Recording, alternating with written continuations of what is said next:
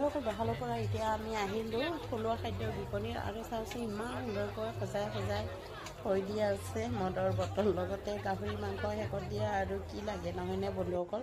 তো থলুৱা খাদ্য জুতি লৈ লওঁ বন্ধুসকল। আমিও আছোঁ খুৰী আৰু লগতে গাঁৱৰ মহিলা কেইজনীয়ে দোকান দিছে। তো সিহঁতৰ দোকানটো বিচাৰি আহিলোঁ আমি ইয়াতে বৰা ভাতৰ জুতি লওঁ বুলি। বন্ধুসকল এইটো হ'ল বৰা মই মানে ঘৰত লৈ যাম আজি মাৰ কাৰণে। তো ভাইটিয়ে দিলে টেষ্ট কৰিবৰ কাৰণে, মানে কোনোদিনে খোৱা নাই, আজি কিন্তু টেষ্ট কৰিম পূজা বুলি। তো খাই চাওঁ।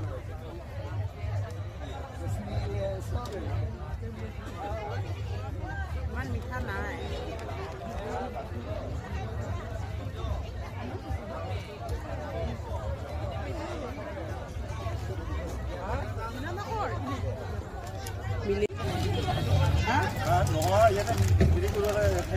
তহঁতে খাবি না কোনোবা?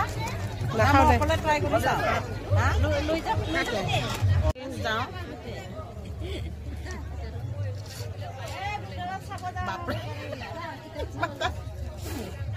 জোৰকে চুই দিম।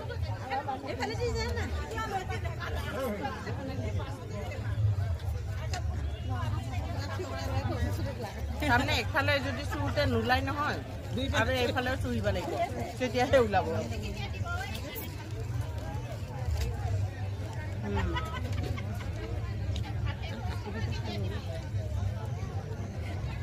মোৰ ছোৱালীও নাখায়, ভণ্টিহঁতেও নাখায়, সিহঁতে ফাষ্ট ফুডহে খাব বোলে। তো ময়ে অলপ ট্ৰাই কৰিলোঁ।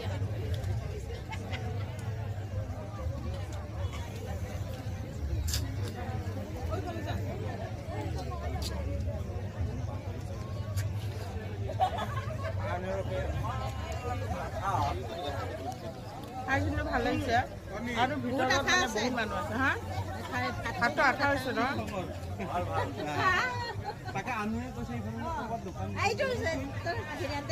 খাই কিন্তু বঢ়িয়া লাগিছে আৰু গাহৰি মাংস আছে বন্ধুসকল। আৰু আবুহঁতে আমাৰ গাঁৱৰ পৰাই অহা, সেইকাৰণে বোলো খাই যাওঁ।